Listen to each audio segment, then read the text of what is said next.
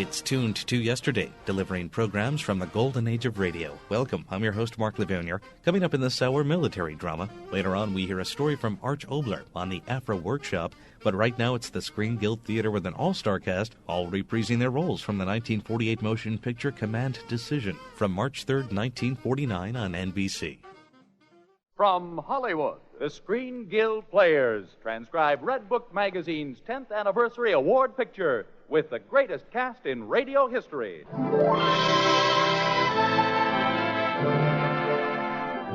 Now, ladies and gentlemen, a truly great story and a cast that will make radio history. The Players: Clark Gable, Walter Pidgeon, Van Johnson, Brian Donlevy, John Hodiak, and Edward Arnold. The story: Metro-Goldwyn-Mayer's Command Decision.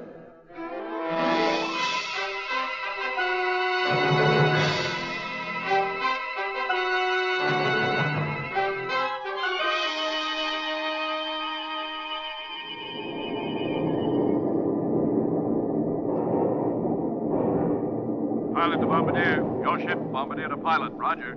And at 2 o'clock, low. 6F doubles, 12 o'clock high. Watch you. Bombardier to crew. Bombay doors open. B-17 going down at 3 o'clock. Waste to pilot. Kelly's hit. Bombs away. Brother, look at that flag. And at 9 o'clock high. Bombay doors closed. 4F doubles, 10 o'clock. All right, let's go home. I got a date tonight.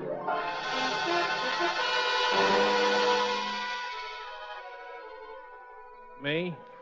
I flew 28 of those clam bakes, and then I got some sense. I settled down for a worm's eye view of things.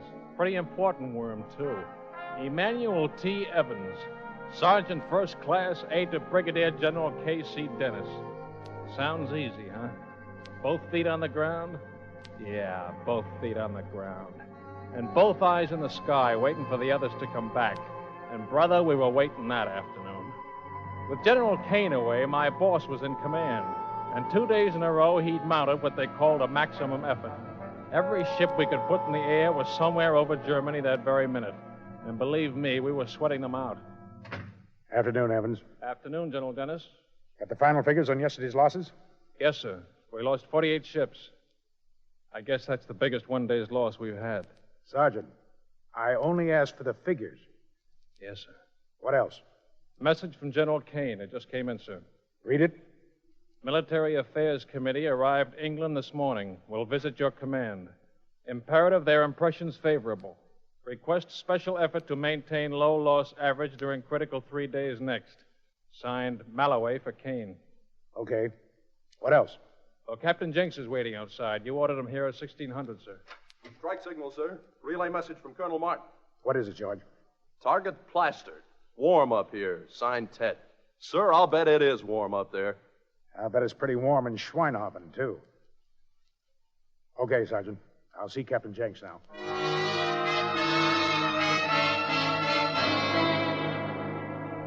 Captain Jenks reporting to General Dennis. Jenks, I've got a pretty nasty report on you here. I understand that when the target was announced this morning, you slammed out of the briefing and said you wouldn't fly the mission. What's your version of it? I suppose it's true as far as it goes. Jenks, you realize this is serious? I'm not going to get killed to make you a record. Your uncle is Congressman Malcolm, isn't he? On the Military Affairs Committee. Could that have something to do with your behavior? Sure it has. It's a break to have somebody looking out for me.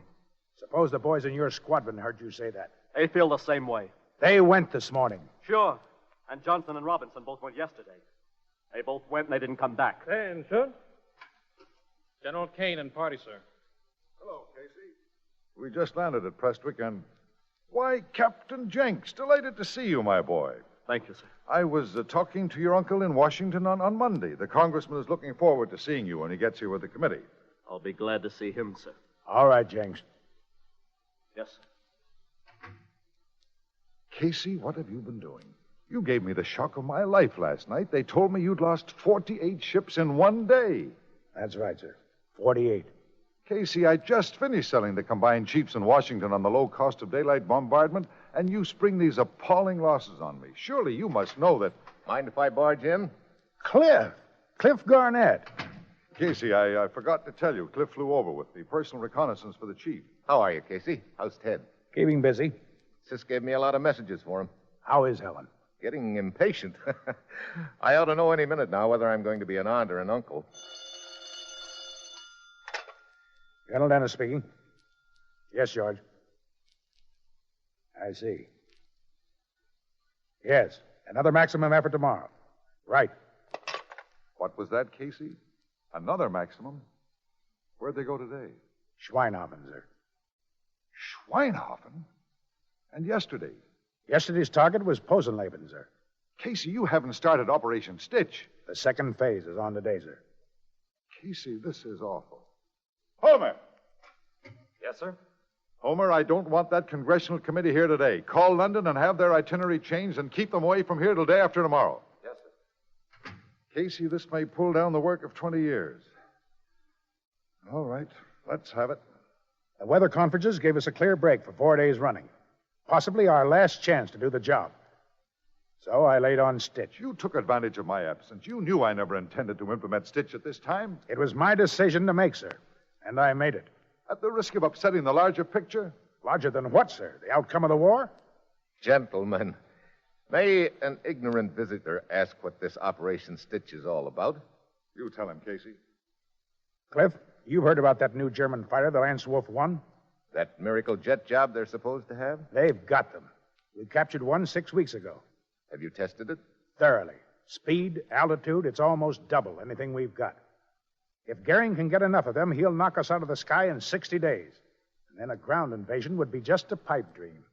We thought those jet jobs were still on the drawing board. Where are they making them, Casey? They've got 3 factories. At least they had 3 until yesterday. Posenleben, Schweinhofen, and Fendelhorst. There it is, Cliff.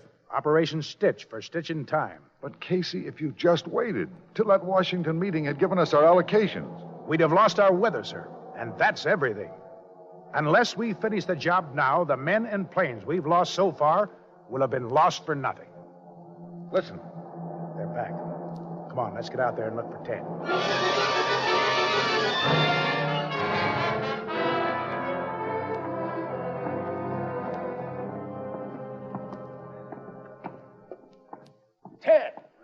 Ted Martin. Hi, Casey. What's been keeping you? Should have stayed out there. I hear my brother-in-law's at the base. Did he bring any news of Helen? Well, you're not a father yet, but Cliff says she's fine. And you're invited to dinner tonight. My quarters. Swell. Say, Goldberg. Yes, sir. As soon as you find that, bring it right over. I'll be with General Dennis. Yes, sir. Hello, Goldberg. When are you going to retire? Guess I should have retired yesterday. Excuse me, sir. What's the matter with Goldberg? Think he's had too much? Maybe. I guess you all have. It's no fun, Ted, sweating you out 2 days in a row. Our loss is pretty high again today? 48 ships yesterday and 52 today. The only good part about it is we're 2/3 done. That's the joker, Casey. We're not 2/3 done. What do you mean? You did Posenleben yesterday and Schweinhofen today. Casey, we didn't touch Schweinhofen today. But you signaled me. How did it happen? Sighting mistake. My fault, I guess. How do you know it wasn't Schweinhofen? We saw it on our way back, sitting there without a scratch. We'll take care of that tomorrow. If they let us. Who? General Kane and Cliff. Well, don't tell them, Casey. Don't let them know we muffed. If we polish Schweinhofen off tomorrow, they'll have to let us finish the job. Ted, we're not stunt flyers at a state fair. Kane is our chief. We have to tell him. You get along to interrogation. I'll see you at dinner.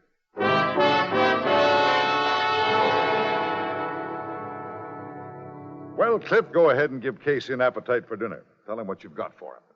Good news, Casey.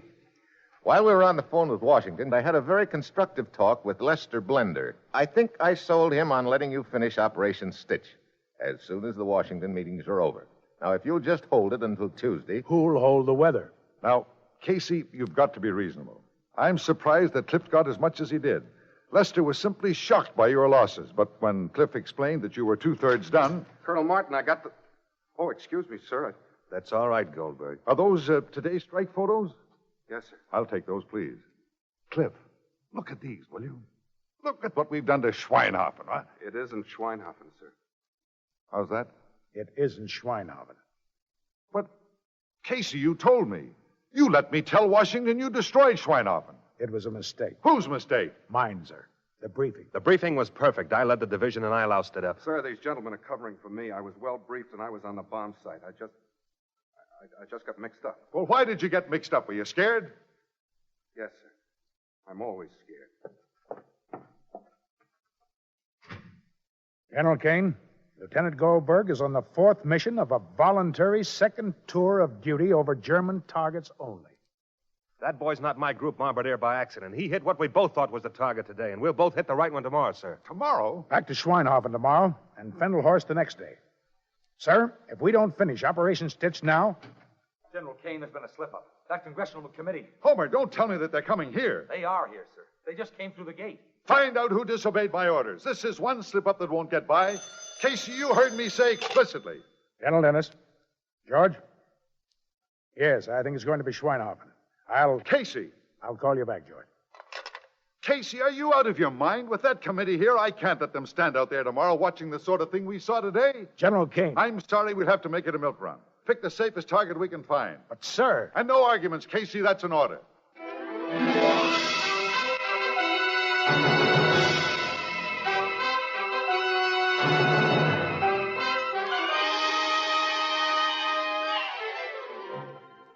What a dinner we had that night. Or I should say, what a dinner we didn't have. Anytime a congressman sits down to eat, an army man hasn't got a chance. But the only one I really minded was Malcolm. He was the loudest one of the lot. The trouble was, I had to stay and listen. But General Dennis didn't. He got up and walked out. And General Kane went right out after him like a bird dog. Now, look here, Casey. We've got to be careful. Malcolm is a troublemaker. He could... Yes, Homer? Congressman Malcolm is anxious to see his nephew, sir. Could we ask Captain Jenks over here now? Of course. Get him over here as fast as you can. Yes, sir. Casey, I must be losing my grip. I forgot all about that famous nephew. I didn't, sir. Hasn't Jenks got another decoration coming up? Maybe I should present it personally sometime tomorrow in Malcolm's presence. I'm afraid that may be difficult, sir.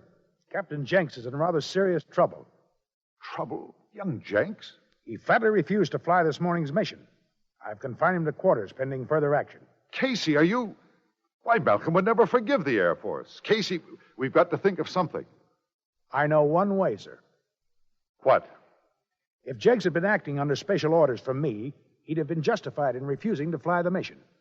Exactly, my boy. But, Casey, why must you do everything the hard way? Now, come on, get him over here. Yes, sir.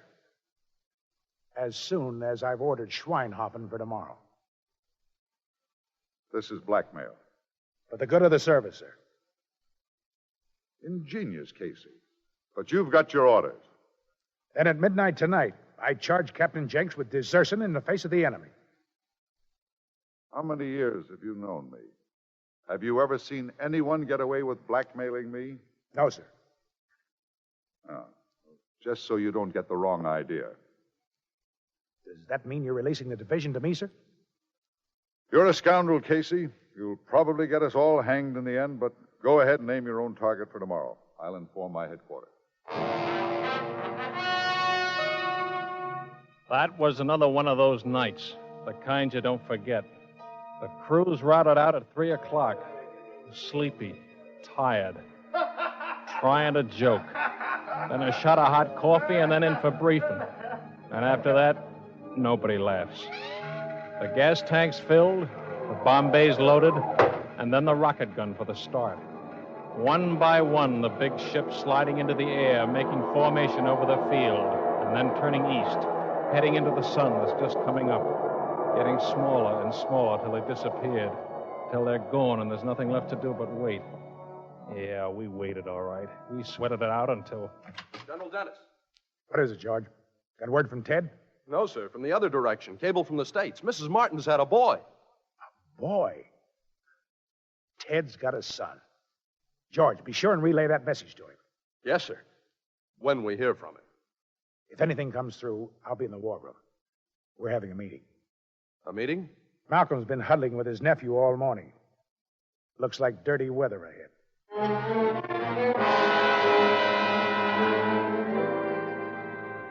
Gentlemen, it's a truly inspiring thing for our committee to come over here and see the American flag waving and to be privileged to see our gallant boys flying into the battle. And we appreciate the fact that you have your problems. Howsoever, I'd like to ask General Dennis a few questions, if I may. I'll answer anything I can, Mr. Malcolm.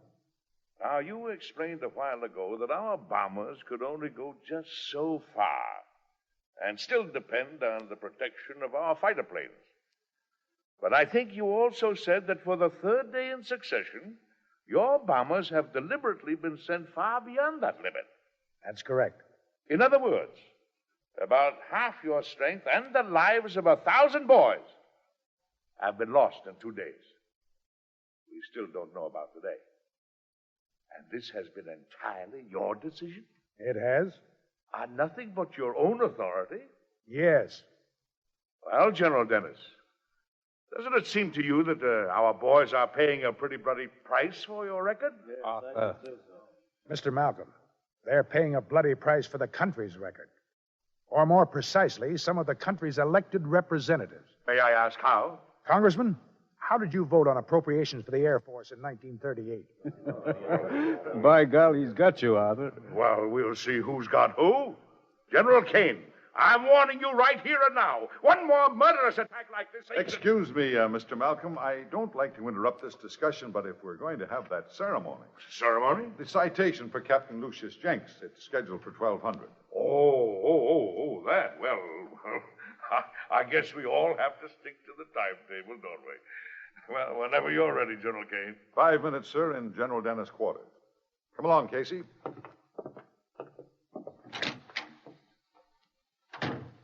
Now, listen, Casey. This is bigger than friendship. You heard him warn me. Well, I'm warning you. Do you understand? Yes, sir. Very well, then. Now, get Captain Jenks over here at once.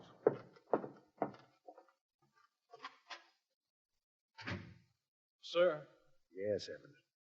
Excuse me, sir, but Captain Jenks is here already. He's waiting outside. He is? Who sent for him? I did, sir, when you started telling that servant of the people where to get off. You're very efficient, Evans. I appreciate it. Well, sir, I'd hate breaking in on you, General.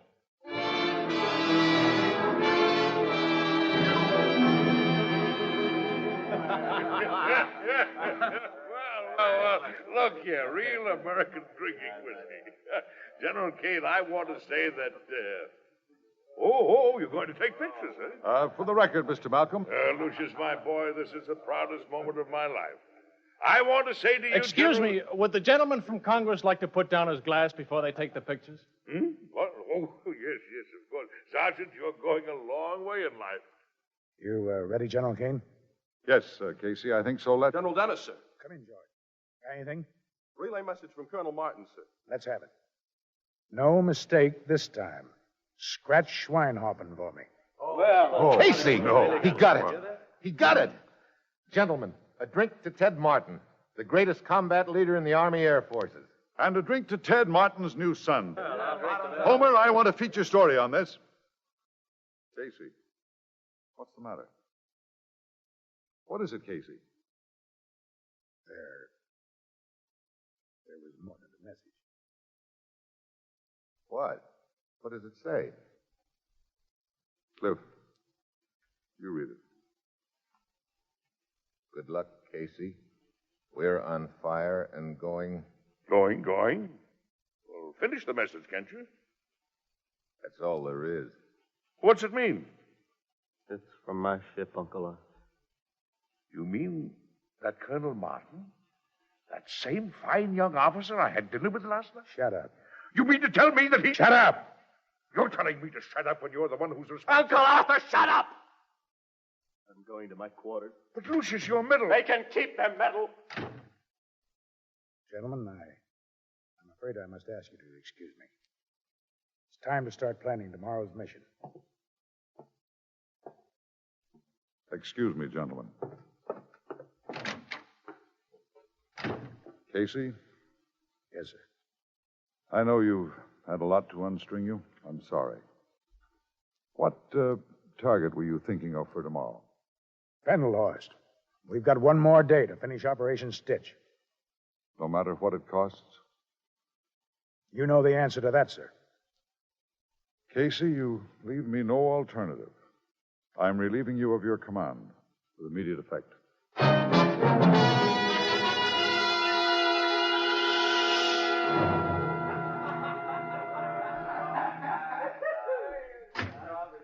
Evening, Sergeant. Good evening, General Garnett. Anything from General Kane? Not yet, sir. What's all that racket out there? Oh, they're from the 32nd, sir. I'll get rid of them. Good evening, sir. Hello, Evans. Oh, Rockton, come in. Seems we're having a little serenade. It's a very special night, sir. They're all veterans. They know they can fly a milk run tomorrow sound asleep. Does the division just assume it'll be a milk run? I'm not assuming, sir. I came in to ask. How long does General Kane usually wait to give us the target? Well, it depends on the target, sir. But if we had no word from General Kane by 1900, the choice of the target will be up to you. Thank you, Major. Yes, sir. Here's your coffee, sir. I didn't order any coffee. You will, sir. You're very thoughtful, Evans. What else will I need? A new sergeant, sir. I've decided to go back to Nevada. You've decided. What do you think this army is? I'd rather not answer that, sir. Tell me something, Evans. Would it be too much to ask these boys for a tough one tomorrow? I don't know, sir. You must know from your own experience. I never had this experience, sir. Nobody in the Army ever asked me anything. They just told me. Cliff. Oh, Casey, come in. Oh, glad you're here, Evans. I want to say goodbye. I'm going to miss you. Thank you, sir. Excuse me. You leaving now, Casey? What's all the rush? The order said with immediate effect. I'm taking Ted's personal things to Helen. Any idea what they'll do with you? Oh, I guess I still rate a training command. I wouldn't mind that. Message from General Kane, sir. Read it. General Kane compelled to attend dinner for Congressman, London. Choice of tomorrow's target will be responsibility of Senior Division Commander. General Kane desires express confidence in General Garnett's discretion based on weather. Signed, Malloway for Kane. Thank you, Rockton. Yes, sir. I see the old man's getting you off on the right foot, Cliff. Discretion. Casey, is that his private word for passing the buck?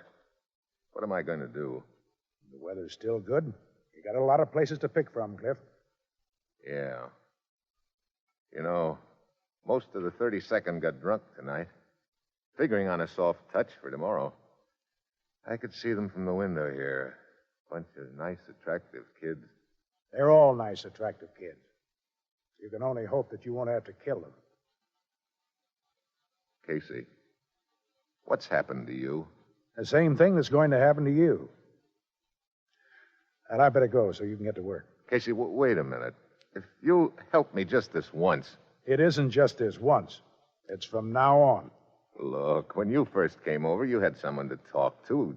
Well, at least you had Ted. Yeah, I had Ted. That's one thing I've done for you, Cliff. I've killed Ted. You won't have to do that. Casey, if you were still sitting behind this desk, what would you do? There's only one thing you can do, Cliff. Make every one of those attractive kids count. See that they're not used up for nothing. Maybe you can keep their kid brothers from coming over here. Operation standing by for orders, sir. Have you selected the target? I think so, Rockton. Notify all groups that tomorrow's target will be Fendelhorst. Yes, sir. Cliff, you're going to finish Operation Stitch. No. Those attractive young kids are going to finish it, Casey. They're going to finish it for you. General, good luck.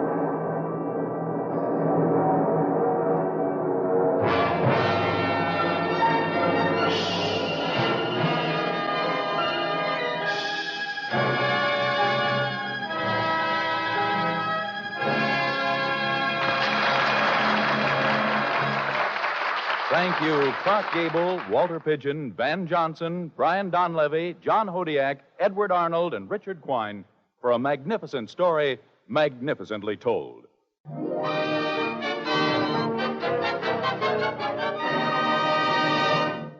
The Screen Guild Theater on Tuned to Yesterday from March 3rd, 1949 on NBC. The story, based on the film of the same name, was actually first a Broadway play, opening in October of 1947 and running for 409 performances. And that actual radio broadcast marked the first for NBC. According to Daily Variety magazine, it was NBC's first pre-recorded program. The network to first step out in that arena was ABC, giving in to star Bing Crosby's requests to pre-record his program, a practice practically unheard of before that time. It's an hour of drama on Tuned to Yesterday. I'm your host, Mark Lavonier. And now the AFRA, or American Federation of Radio Artists, Refresher Course Workshop of the Air. This from November 8th, 1946, a relatively rare recording with the story Night Flight by Arch Obler. The AFRA Refresher Course Workshop of the Air.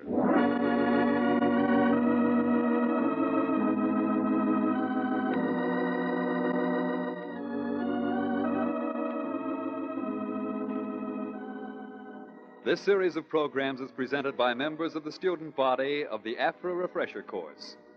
This course is sponsored by the Los Angeles local American Federation of Radio Artists and is available only to veterans who have had a minimum of 2 years of commercial radio or the equivalent while serving in the armed forces.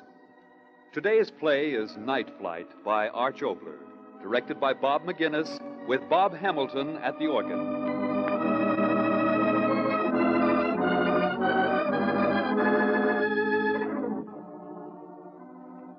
The scene, a flat top, an American aircraft carrier somewhere in the South Pacific.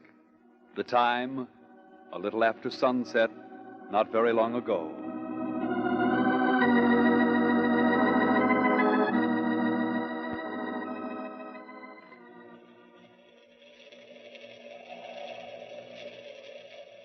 Well, Commander? Nothing.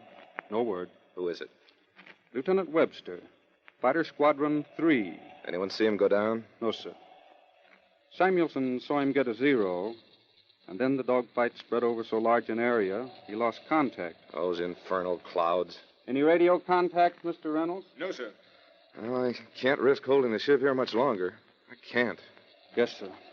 Oh, if I only knew where that infernal Jap task force was, we could wait around until morning and maybe... He's on, sir. We made contact. Well, switch on the speaker. Yes, sir. Come in, Webster. Come in, Webster. Do you hear me? Come in, Webster. We had him a minute ago. Webster to CO. Webster to CO. We've got him, sir. Are you there, sir? Are you there, sir? Give me that hand mic. Yes, sir. Hello, Webster. Hello, Webster. Do you hear me? Do you hear me? Yes, sir. Yes, sir. I hear you. Can you see us? Can you see us? No, sir. I can't.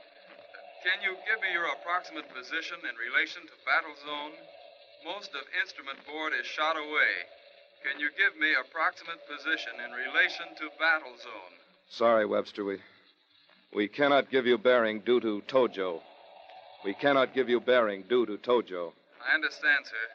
I'll keep circling. Visibility now practically zero. Visibility now practically zero.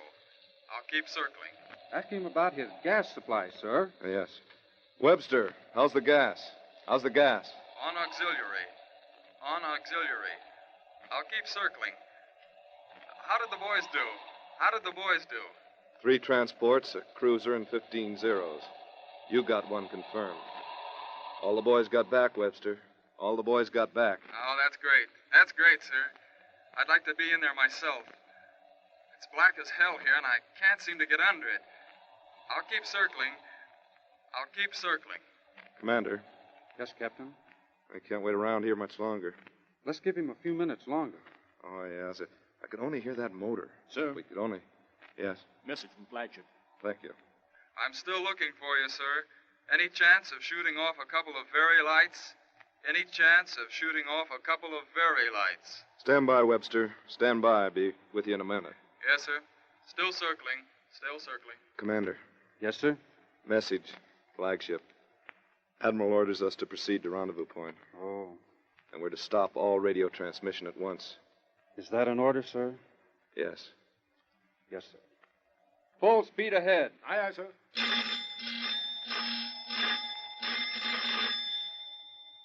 Hello, Webster? Hello, Webster. Can you hear me? Webster, can you hear me? Yes, Captain, I hear you. I hear you. Can you shoot off those rockets now? How about those rockets? The radio transmitter is very strong now. I must be very close to you. Can you shoot off those rockets now? Webster, listen. Tojo is in vicinity. My orders are to cease radio transmission at once. My orders are to cease radio transmission at once. Did you hear that, Webster? Did you hear that, Webster? Yes, sir. Message received, Captain. Message received. Captain, may I? Of course. Lieutenant Webster, Commander Gorham wants to talk to you. Hello, Lieutenant. Hello, Lieutenant. How is your gas? How is your gas? About 20 minutes left, sir. About 20 minutes, sir. You should be approximately 463 miles northwest of Henderson Field. You should be approximately 463 miles northwest of Henderson. Thank you, sir. I am stopping transmission now. Good luck to all of you. Good luck. Thank you, Ed. Good luck.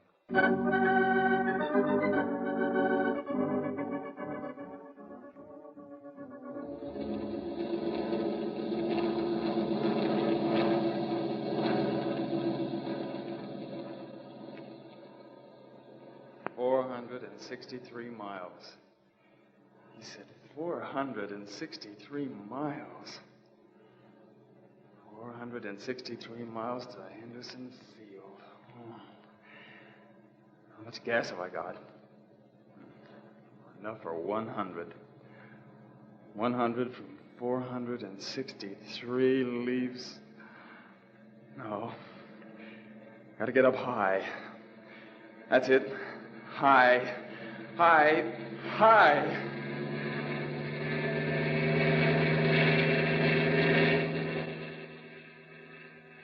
The old man sounded as if he was crying. I said, good luck. Good luck.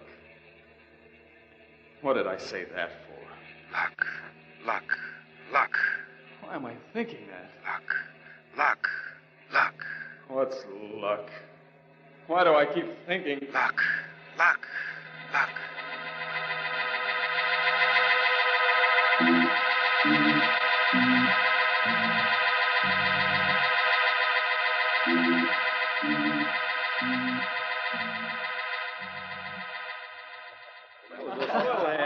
Luck, luck, luck.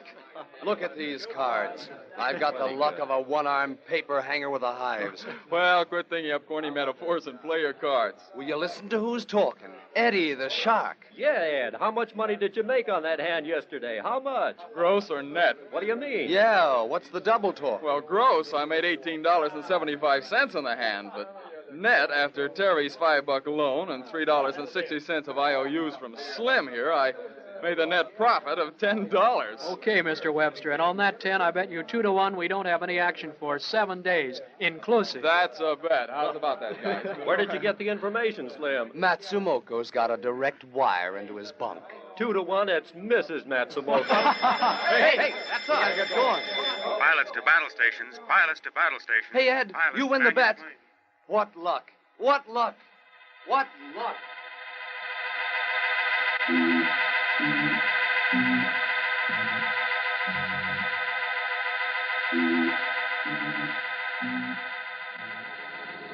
Luck. Luck. Luck.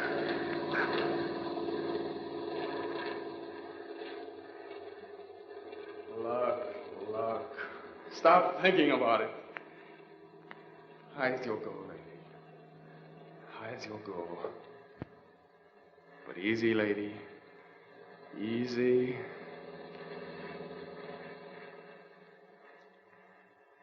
$463 to Henderson. Gotta save your strength. Got to save your strength.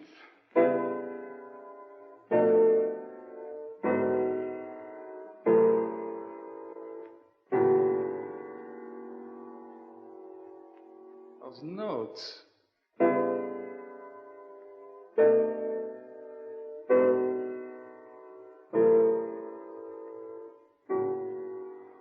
What the devil do they mean?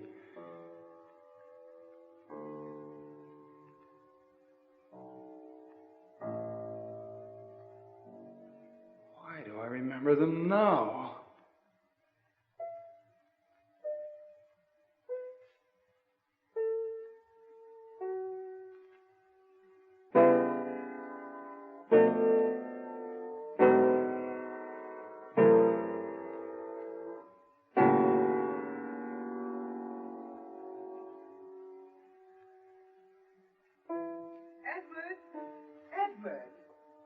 Edward, don't you think it's about time you left that piano for a moment and came down and had something to eat? No, thanks, Mother. I'm not hungry. Now, Edward, you know I'm in complete sympathy with your work. But I'm sure not even Mr. Beethoven sat at a piano continuously for 12 hours playing 5 notes over and over again. Mother, what's wrong with me has nothing to do with the fact I can't put a nocturne together. Then what is it? You don't feel well? Yes, I've got the no passeront blues. What? Yesterday's newspaper, Mother. Read it? Edward, you know I read the newspapers. No passeront. But they did. Edward Webster, would you please tell me what those words, no passerone, mean? And what you're talking about? They shall not pass. That was the rallying cry of the people of Madrid. Oh. Well, the fascists, as of yesterday, have passed. Madrid means a gateway is open for the gangsters to the rest of the world. Edward. Oh, I know, Mother, I know.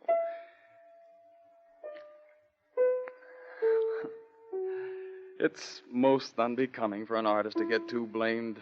What's that word that always makes you shudder? Oh, yes, socially conscious. You're a composer, not a politician. Of course, of course. All that happens in the world is ephemeral, but art alone is eternal. So I'll go on with this nocturne and the hell with Madrid. But if you don't mind, I'd rather not eat.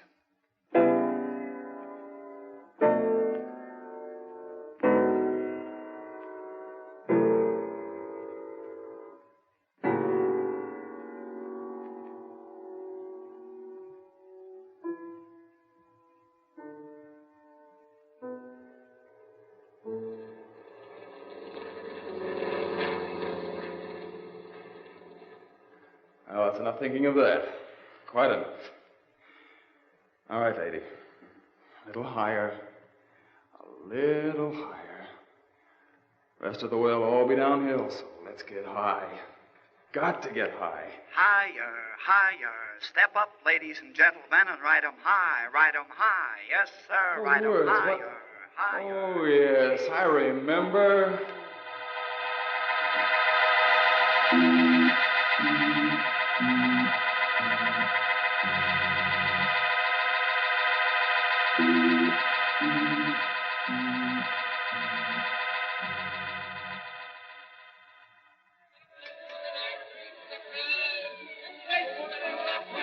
Higher, higher, ride 'em high. Highest Ferris wheel this side of the Mississippi. Step up, boys and girls, and ride 'em high. Shall we? If you want to. I do.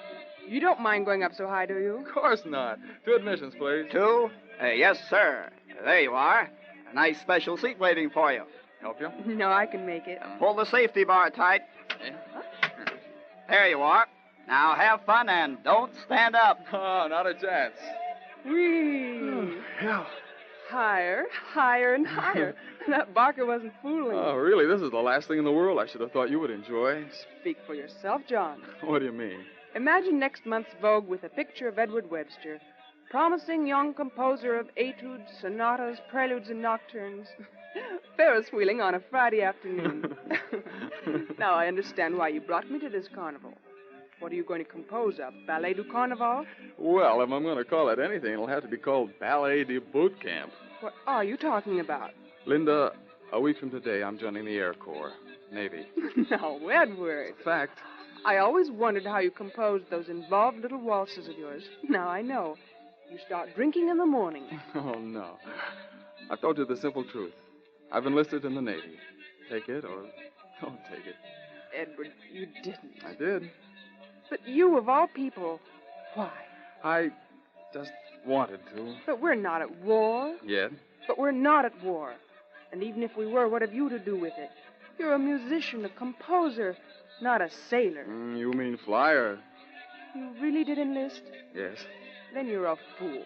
A sentimental fool.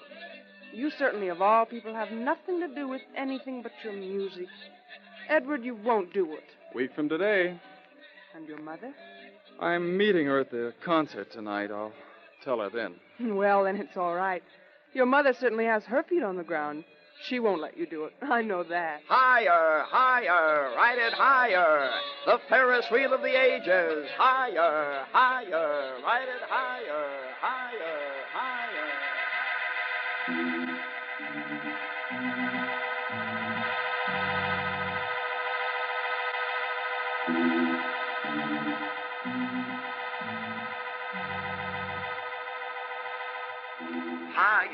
higher, ride 'em higher, higher, ride 'em No. Oh, what's the matter with me? What's the good of thinking about those days? One thing to think about. 463 miles to... No, think about nothing. Just ride.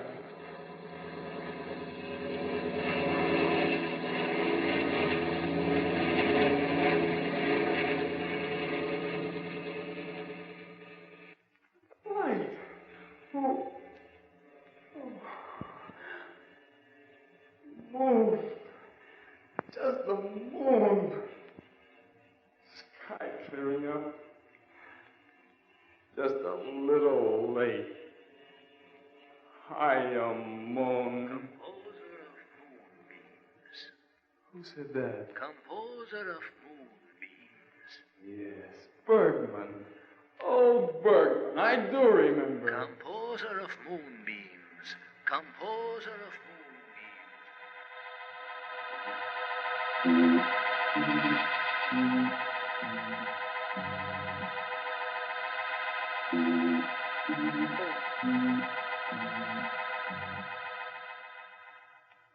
Composer of moonbeams.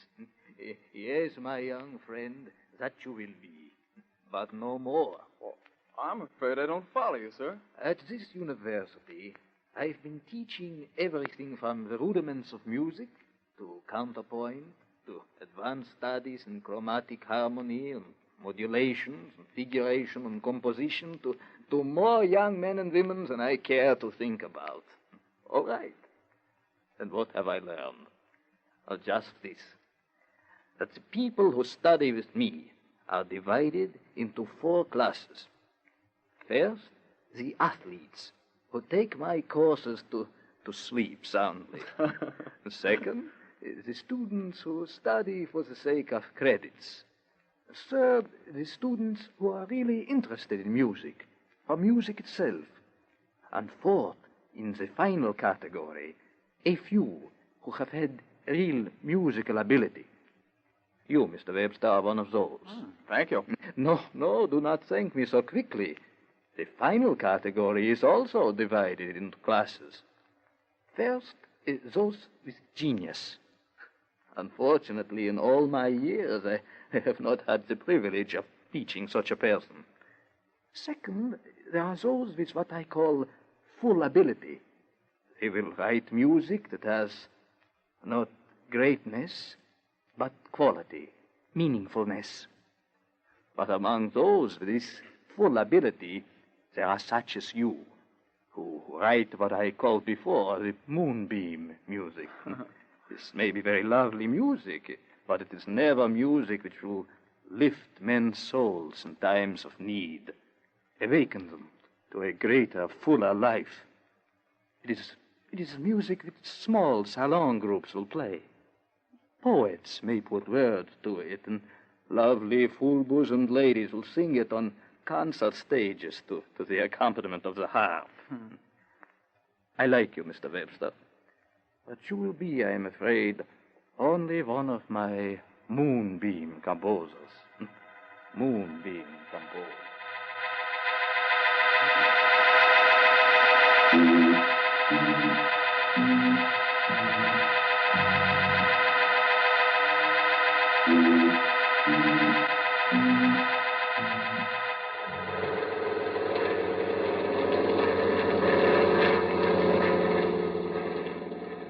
Yeah, I'm riding on one of those moonbeams now, Professor.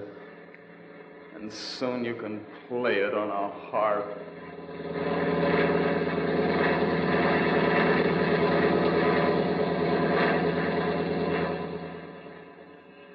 No, take it easy, lady. We got time. Not much, but we've got time. About 10 minutes of time. We're not going to miss Henderson by much, are we, lady? Only by about 350 miles. What's 350 miles to a lady like you? Haven't they told you? You've pulled the continents together. Oh, but Henderson feels too far. Even for you. No! No! Oh. I thought... Oh, don't do that to me, lady. You still got gas. A little. Keep going, lady. Keep going. I'll sing to you, lady. Remember when they first gave you to me? I was afraid of you. You packed more horsepower than anyone I'd met. So through those training flights, remember, I sang to you. I'll sing to you now, lady. What do I sing? What can I remember?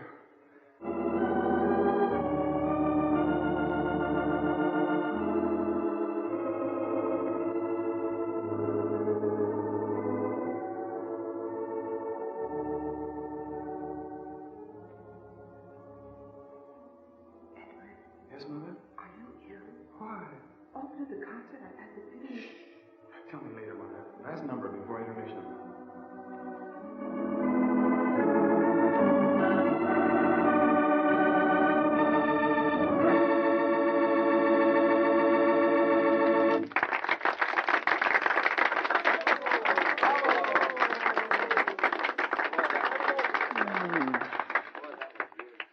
Well, I thought it would never end. Oh, Mother, I want to talk to you. Oh, look, there's Mrs. Jameson. Mother, I have something rather important to say. You are ill. What I said before. No, Mother, I'm in excellent health. In fact, the examining doctor seemed rather surprised at my lack of disabilities. Examining doctor? Yes, Examination for what, Edward? naval aviation. Are you serious? Yes. I've been wanting to tell you for the last few days. Somehow, here, now, I'm able to say it. The fact of the matter is, I leave for the coast a week from today. Why, Edward? Why are you doing this to me? No, not to you. To myself. I've thought it all out. I'm doing it. We're not at war yet. Someone else said that to me this afternoon. We're not at war. We are, Mother. We've been at war ever since that first Japanese walked into Manchuria. We've been at war since Mussolini started to blackjack and castor oil free men into his way of doing. We've been at war since that first bullet made in Germany hit some workman's wife in Madrid. So it's still that. Yes. Sooner or later, we will have to fight. And I want to be ready. Well, this is hardly the place. We'll talk about it when we get home. No, Mother. Talk it out now, here. There's no more evading it. All right. Then listen to me. I won't let you make a fool of yourself. You're a composer, an artist, not a soldier. If you have no sense of duty to me, at least have that obligation to your art. Edward, your wonderful talents. Surely they're more important to the world than anything else you might do. Even if there should be a war, think how more important and necessary you are as an artist than as a soldier. Edward, there are thousands of men who can carry that gun. But who could replace your musical talents? All right. You've said it clearly. The concert's going to begin again, so I'll say it quickly, because once I've said this, there'll be no more to talk about. Oh, but Edward, you... No, you've said it all, Mother, very clearly. I'm a composer, an artist. And so my first duty should be to my art. And what is my art? To write music. But what sort of music? Is it, as Professor Bergman said, music to lift men's souls in times of need, to awaken them to a fuller life? No. In a world where freedom-loving men need each other's strength, I've been writing charming music. Little tinkling, airy bits meant for a world at peace and at ease. Mother, I don't fit into this world in these times as an artist. I've got no right to exist as an artist. What can my sort of art do to stop the gangsters? Nothing. Nothing at all.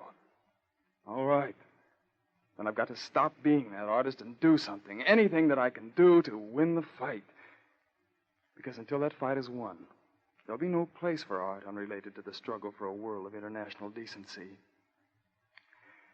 Mother, I've said it as clearly as I can, as clearly as I've thought it out all these weeks. In this world, in this time, The right to exist for any one of us must be determined from the standpoint of exactly what each of us is doing in a war that's as much the artists and the businessmen's and the scientists and the housewives as it is the soldiers. Understand, Mother? Try to understand. Try to understand.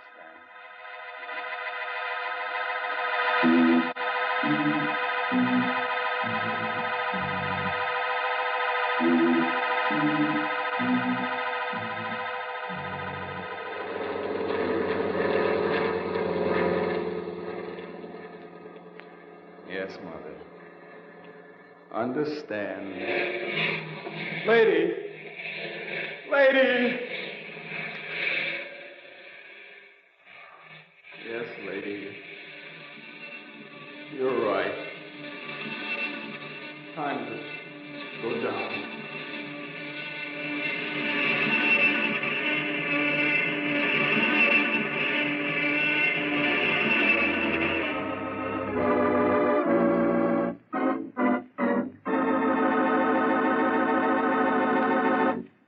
You have just heard Night Flight, written by Arch Obler and directed by Bob McGinnis.